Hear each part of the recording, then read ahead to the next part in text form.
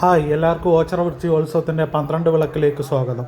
12 ദിവസം നീണ്ടുനിന്ന വൃശ്ചികോത്സവത്തിന് ഇന്ന് സമാപനം കുറിക്കുകയാണ്. അതിൻ്റെ കാഴ്ചകളാണ് ഇന്ന് നിങ്ങളിലേക്ക് എത്തിക്കുന്നത്.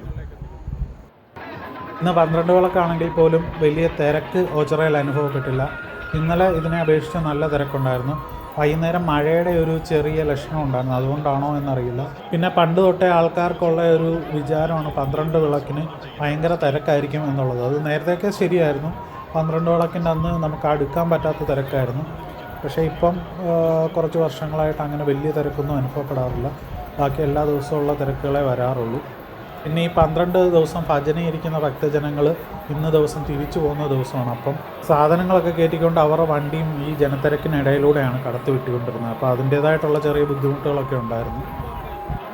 അത് നോക്കുമ്പോൾ കണ്ടില്ലേ, ജനത്തിരക്കൊക്കെ വളരെ കുറവാണ്. പക്ഷേ നമ്മൾ ആദ്യത്തെ ആൽത്തറയുടെ അടുത്തോട്ട് വരുമ്പോഴത്തേക്ക് ഇവിടെ നല്ല ജനത്തിരക്കായിരുന്നു. വിളക്ക് കണ്ട് തൊഴാനായിട്ടുള്ള ഭക്തജനങ്ങളുടെ ഒരു വലിയ തിരക്ക് ഇവിടെ കാണാമായിരുന്നു. അതുപോലെ നടപ്പന്തലിൽ വാദ്യമേളങ്ങളൊക്കെ നടക്കുന്നുണ്ടായിരുന്നു.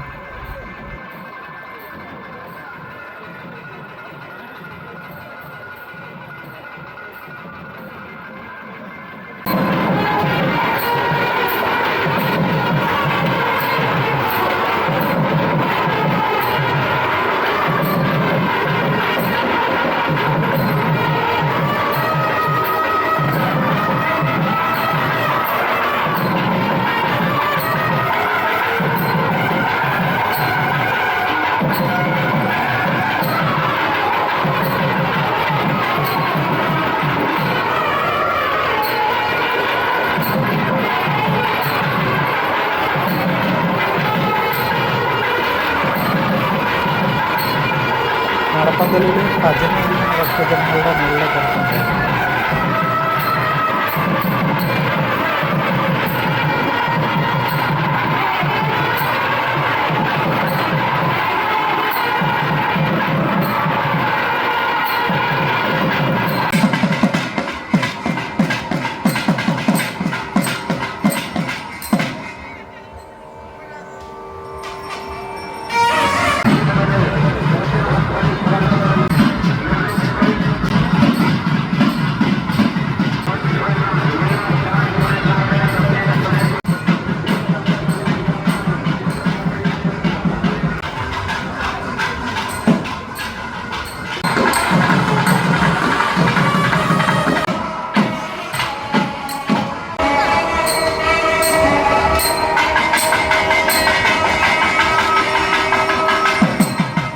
നമ്മൾ ആദ്യത്തെ ആൽത്തറയിലെല്ലാം കണ്ട് തൊഴുതതിന് ശേഷം രണ്ടാമത്തെ ആൽത്തറയിലേക്കാണ് പോയത്.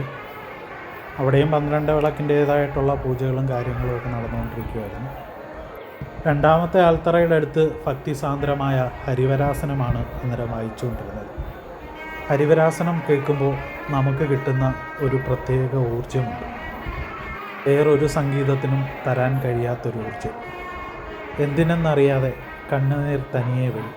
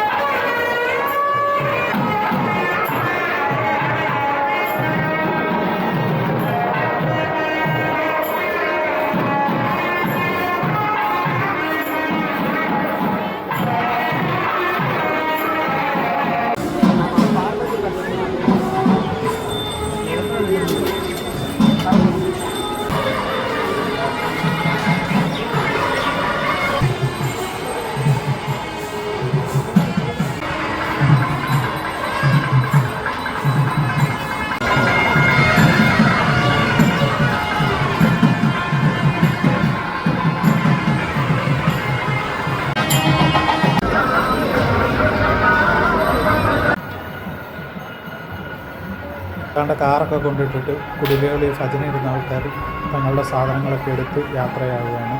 ഇങ്ങനെ ഒരു വൃശ്ചിക ഉത്സവത്തിനൂടെ ഇവിടെ സമാപനം കുറിക്കുകയാണ്. അപ്പോൾ പുതിയൊരു വീഡിയോയുമായി വീണ്ടും കാണുന്നത് വരെ ടാറ്റ, ബൈ ബൈ.